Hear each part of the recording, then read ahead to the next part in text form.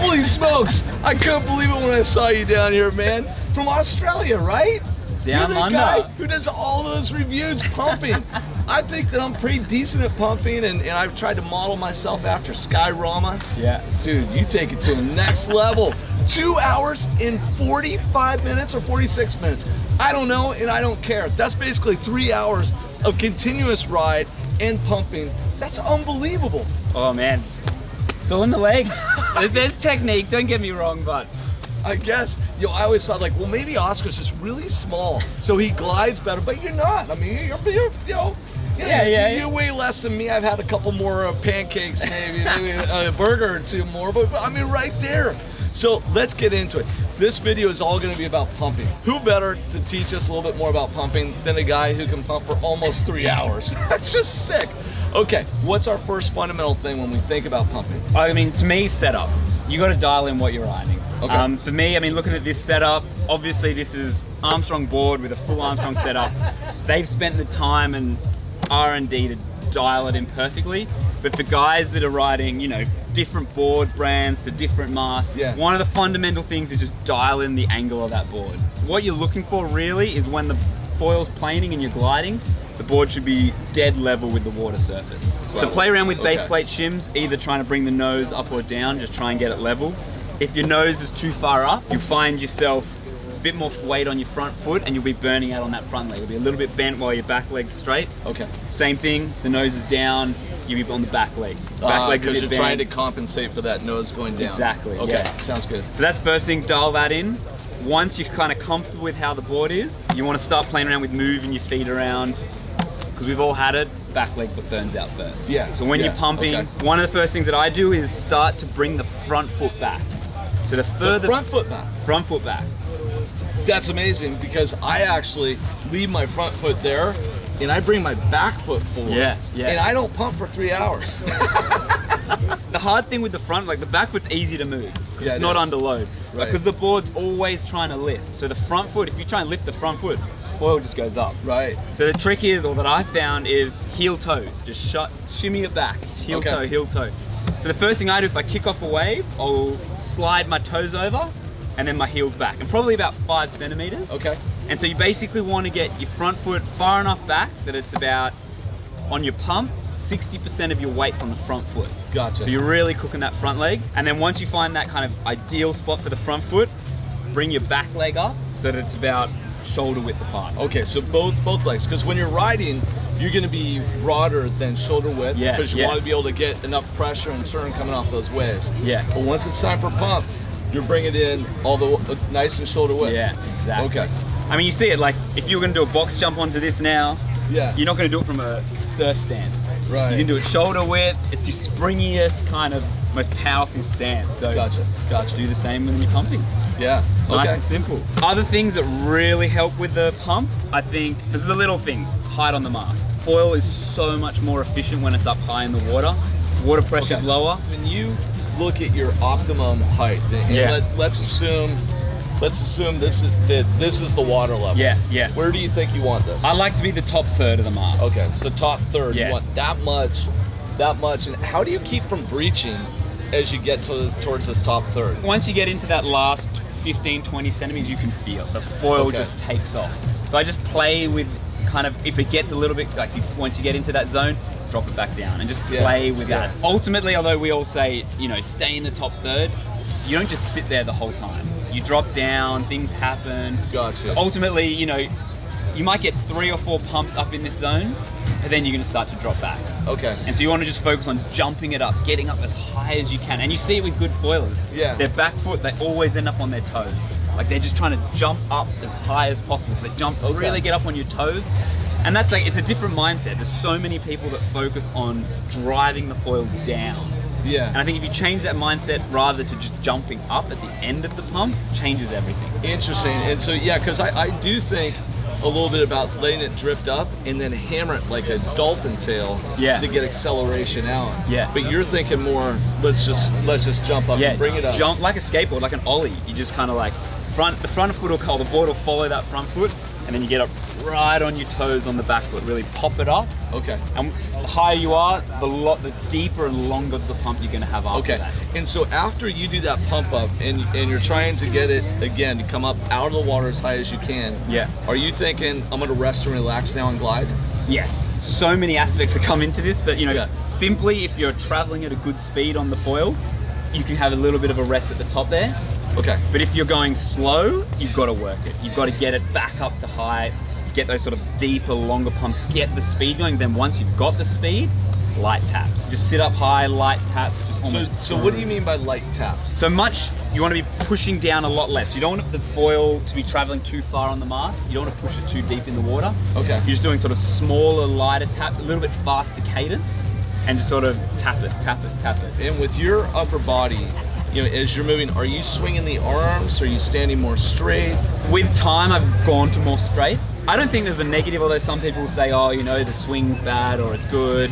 To me, it keeps your body in rhythm. And I think if you're just working your legs and your upper body's just kind of a bit unbalanced, right. Use the arms, just get everything moving together. Okay. Once you get better, that kind of all the muscle memory's there, it's not as important. I think your arms, you're comfortable, you're not needing to stabilize yourself.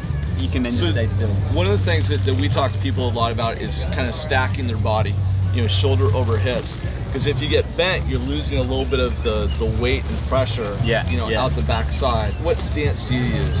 I'm a little bit hunched, but exactly that. I've been trying to kind of tighten the glutes, kind of bring my hips forward. Listen, man, I don't think you have to do anything. You're like almost 3 hours. Okay, so you have a little bit of bend. Yeah, I'm a little bit bent over, and you notice it. It works different muscles when you're bent versus when you're straight. So definitely play with what works for you as well. I mean, a lot of people are strong in different areas. You've got a posture that your whole life you've done different sports, and it's quite a powerful posture. So don't overthink it too much. But once you're comfortable with the floor, once you can really feel like you can drive the floor, you can pump it, then start working on all the little things. Okay. All right, Oscar, let's talk a little bit about the mentality of pumping. Yeah. I know when we're teaching people, we like to have them head out and have a target, and be intentful. Like when you go to pump, like you want to go from point A to point B. What goes through your head?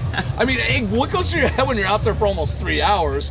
That's just crazy. Yeah. But when you're thinking about pumping, what are you thinking about? What's the mental space of pumping? I mean, for me, I'm almost always thinking about how high up I'm on the mast. Okay. And I think at first you're looking down to get that sort of perception of how high you are. With time you can feel it and you can pick it up in your peripherals. You can start looking around as you're pumping. Like you said, at the mentality though, you want something to work toward. For me, it's a set. If I see a set out the back, maybe it's 4, 5, 6 waves out, I'm just eyeing it off. I'm looking at it going, where's that bump moving? How's it shifting? See, that's you. You're going 5 or 6 back. Yeah. I'm just like, I think I can get that one. So you're looking 5, 6 back. Yeah. How's it moving? Yeah, how's that peak moving? Is it standing up on the sandbar on one side versus the other? And you're also trying to pick the line, because you're going out towards the waves. You've got to pick how the line that you want to take to come back with it.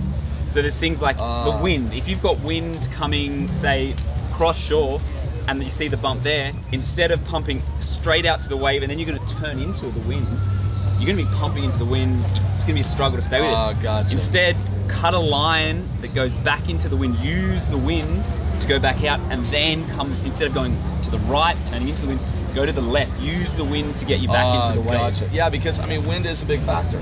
Yeah. Right? Like even if it's 3 or 4 miles an hour, you feel that when you're going into it. Okay, so your mental space, you're like, okay, I'm gonna keep the mast nice and high. Yeah. How about breathing? Do you think about breathing? Does breathing just happen? It just happens. Honestly, it's not a sustainable. You're cooked. You're out of breath. I'm just taking in and out as much as I can. Just as if you're exercising, you're just exactly nice and deep, and then you're setting a target and going after that. Yeah. So it's exactly like, I mean, that's what a good cross training that I do is I do a lot of running. Oh, you do? Yeah. So I think good interval training, like you got to remember, realistically, you're probably doing 30 seconds pump out, something similar back, and you're kind of repeating that cycle. So if you can replicate that in running, it's more about just making sure that your heart rate can come back down on the way back. Okay, and so when you're running to train, you're doing interval? Yeah, so that means you're gonna jog for a little bit, then you're gonna sprint. Yeah. Like what is your balance? Like how long do you jog, like a quarter of a mile and then sprint? Like so usually I do anything from 500 meters to a K, so that's We don't even understand what that is. No. I mean, you realize this whole metric system. Us in America, we never got along. I mean, we never just came along with that. No. Cash, do you have any idea what he's talking about? No idea. Me neither. I mean, I know we covered it in school, but all right. So, anyways, let's go with. So you're doing 500 meters. 500 meters to a kilometer effort. Okay. And then about minute to 2 minutes recovery in between. So it's a little bit exaggerated. Okay. And when you're doing your recovery, are you walking or are you jogging? Still jogging. Still jogging. Light jog. Okay. So you're going full out for about a kilometer, which is a little bit more than half a mile. Yeah. So that's, it's a little bit longer than probably what I would be doing on foil, but it really just gets the heart rate up to that very high zone, and you're training your body to just recover, basically clear the lactic back out of the legs, and for the heart rate to recover as quick as it can afterwards. And once you get that into foiling, I mean, that lactic build-up, it gets you every time. And then the same as once you then can clear the lactic and you're starting to get some more consistent laps, then it's the breath. And it's just every time it gets harder. So you want to be able to just make sure heart rate goes up, but it also can come back down to where you started. Gotcha. You know, and do you do any breath control work at all, or is your breath control just, hey, we're gonna work out? We're just gonna work out, yeah. You know, I think breath control just for any hold downs that I might have surfing. I want to make sure that before I get into bigger waves, that I have the lung capacity, so if I'm gonna stay down. Yeah, exactly. Anything else pumping wise? I think that's it. Oscar, I gotta tell you, I've learned a lot. This has been awesome, and to actually be able to meet you in person and like get these tips right here. Cash, do you have anything you want to add? You want to come over here? You want come on over here? Jump in, Cash. Rumor has it Cash actually knows how to ride a foil too. You foiled a time or two? Yeah, try to get out there as much as possible. My question to you was, what type of music are you listening to get hyped up? Get out there. That's a great question. What is the hype music for Oscar? Right now? And if it's like some Aussie band, is it Midnight Oil? No, it's American. I've been going into Mac Miller. Oh man, that last album of his, Mac Miller, that gets me in the mood every time. Yeah. If I could have some music while out, maybe like a little portable speaker or something to put on the back of the wetsuit. Yeah. I'm down for that. That'd be awesome. Yeah, you know they make those now. Yeah, the little sound. Yeah, you put the what is it? The Apple Watch. You can put it in. And I thought for sure you were gonna say like Miley Cyrus or something like that. But Taylor Swift, man. That's my backup. T-Swizzle, baby. You know, there's nothing wrong with that. What's your favorite form of foiling? I like to wing mostly, but I don't know. After seeing Oscar doing the dog stars and stuff, it's getting me hyped up to go do it. Been trying to do some downwind foiling on the SUP and found that really interesting, but I think I'll stick with wing foiling. Yeah, right on, man. Well, I've seen some stuff you do wing foiling. It's pretty amazing. Oscar, thank you so much. It was a pleasure to meet you. I appreciate the time here around pumping. I know that this video is going to be of interest to a lot of people. There's going to be comments. I'll do my best to answer them, but you know, I'll let you know when those things put the comments there, in. I'll try to jump in as well. And thanks so much. Awesome, really appreciate it. Anytime. Get out there, get wet, enjoy foiling, pump around. I know for me, I'm always a pump to point A to point B. And so I'm not a huge dock start guy unless I see a boat going by that I want to hit. You know, but whatever floats your boat, get out there, get the exercise. I don't know if I should be excited or not. I now have a new training regimen. I've started doing some interval training, so I could try to get out there and go at least like maybe a third of the time that Oscar does. That's it. But that's unbelievable. Thanks, man. Awesome. Take it easy. Safe travels back to Australia, and we'll see you soon. Come up to Seattle, ride with us. Oh, absolutely.